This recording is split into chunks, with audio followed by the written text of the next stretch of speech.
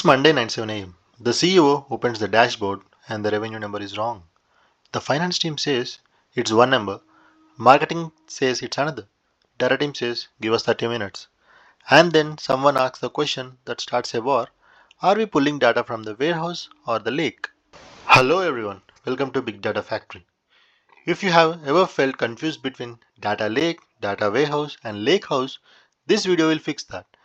Not with random definitions. We will follow a real world story of a company as it grows, and you will see why each system exists, what problem it solves, and where it breaks.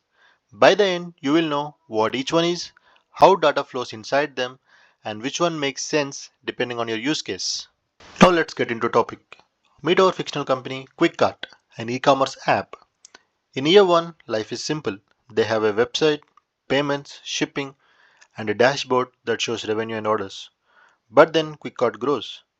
Now they also have clickstream events, mobile app logs, product recommendation models, real-time fraud detection, and suddenly the data architecture becomes the bottleneck. And this is exactly where the lake versus warehouse versus lakehouse story begins. Here is the simplest mental model I know. A data warehouse is like a clean restaurant kitchen. Everything is organized, labeled, measured, and ready to serve fast. A data lake is like a giant food storage room. You can put anything there, raw ingredients, boxes, weird shapes, cheap storage, flexible, but messy if you don't manage it. A lake house is when you take that storage room and you add kitchen rules on top of it. So it's still cheap and flexible like a lake, but controlled and reliable like a warehouse. Now let's walk through QuickCart's journey and I will show you why this evolution happens.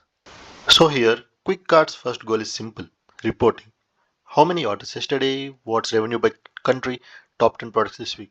For that, they built a data warehouse. A data warehouse is a system designed for analytic queries, not for app transactions. It stores clean, structured data in a way that's fast for BI tools. Warehouses usually follow schema on write, meaning before data enters the warehouse, you decide the structure. So, QuickCart sets up tables like fact orders, dim user, dimension product. Now, BI queries are fast because the data is already shaped for questions. You only store what fits your schema. Then QuickCart launches a mobile app. Now they collect clickstream events like user click button, user scroll, session duration, device info, screen size. And the event schema changes constantly. So the data team tries to push this into the warehouse and suddenly ETL jobs explode. Schemas break weekly, storage costs rise, and analysts wait longer for data. And then the CTO says, why don't we just dump everything somewhere cheap? So warehouses are best when you want consistent reporting, governed metrics, fast SQL for BI, lots of users running dashboards. But warehouses struggle when data is unstructured or semi-structured, schemas change rapidly, you want to store everything cheaply, you're doing ML experimentation on raw data, and that's why QuickCart builds a data lake. A data lake is a storage system, usually object storage, where you can store data in its raw form. CSV, JSON, images, Parquet, logs, audio, anything. And instead of schema on write, lakes often use schema on read, meaning you store first and decide structure later when you query it. For QuickCart, this feels like freedom. Now they can store raw clickstream logs, support chart transcripts, product images, streaming events, third-party data, all in one place, cheap. Data scientists love it because they can explore raw data and build features. Engineers love it because ingestion is easy. But here comes the plot twist. 6 months later, the lake becomes a swamp. Nobody knows which file is the latest, which folder is official, which duplicate data exists, why dashboard shows different results. And the big technical issue is this. A plain data lake is just files. Files don't naturally give you ACID transactions, reliable updates or deletes, consistent rates, time travel, strong governance. So someone runs a job while another job is writing, and you can get partial or inconsistent results. That's where QuickCart's wrong revenue number incident starts happening. Lakes are best when you want cheap storage, raw data retention, flexible formats, ML exploration. But lakes struggle when you need one version of truth reporting, strong governance, fast queries without scanning tons of files, reliable updates and deletes, concurrency. So QuickCart needs a system that's as cheap and open as a lake, but as reliable and query friendly as a warehouse. And that's when they adopt a lakehouse. So now what a lakehouse is. A lakehouse is an architecture that stores data in a lake as files, but adds a table layer on top that brings warehouse-like reliability. So you still use low-cost storage like object storage, but now you manage data as tables with rules. This is usually done with open table formats like Delta Lake, Apache Iceberg, Apache Hudi. These formats add a transaction log or meta layer so the lake behaves like a database for analytics. Remember the Monday morning incident. Revenue was wrong because different jobs were reading different shades of the data. A lakehouse fixes this by introducing key guarantees. Asset transactions, schema enforcement and evolution, time travel or versioning, better performance through metadata. Asset transactions mean data changes are automatic. Either the whole update happens or none of it does. And schema enforcement and evolution mean you can prevent garbage columns from silently entering gold tables. Time travel or versioning.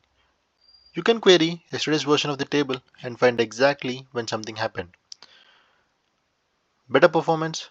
Instead of scanning every file, the engine can prune partitions and skip these intelligently. So the lakehouse becomes reliable for BI, usable for ML, and still cost efficient. In real companies, lakehouse data is usually organized in layers: bronze, silver, and gold. QuickArt does this. Bronze stores raw clickstream events. Silver fixes duplicates, standardizes timestamps, applies quality checks. Gold builds metrics like daily revenue, conversion rate, top products. Now everyone wins. Analysts query gold, engineers build pipelines, bronze, silver, gold. Data scientists train ML using bronze or silver without breaking reporting. This is why Lakehouse becomes so popular. It reduces the two systems problem. Now the real question. Which one should you use? Here is the honest answer. Most companies use a mix.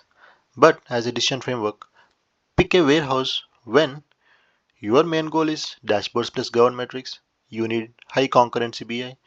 Data is mostly structured and curated. Pick a data lake. When you want cheap storage for raw data, you need to entertain everything. You are exploring diverse data types. Governance isn't mature yet.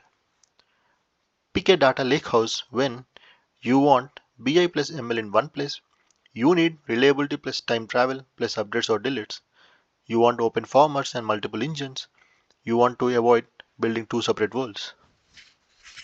If you are preparing for interviews, here is a clean way to say it. A warehouse is structured, curated analytics.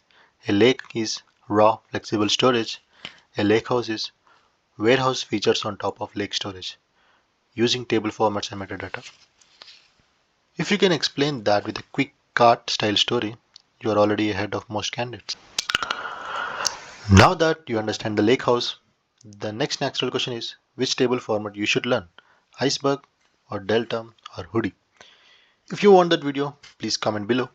And if this video cleared up the confusion, subscribe, like and share because the next videos will build a complete big data architecture series. See you in the next one. Bye bye.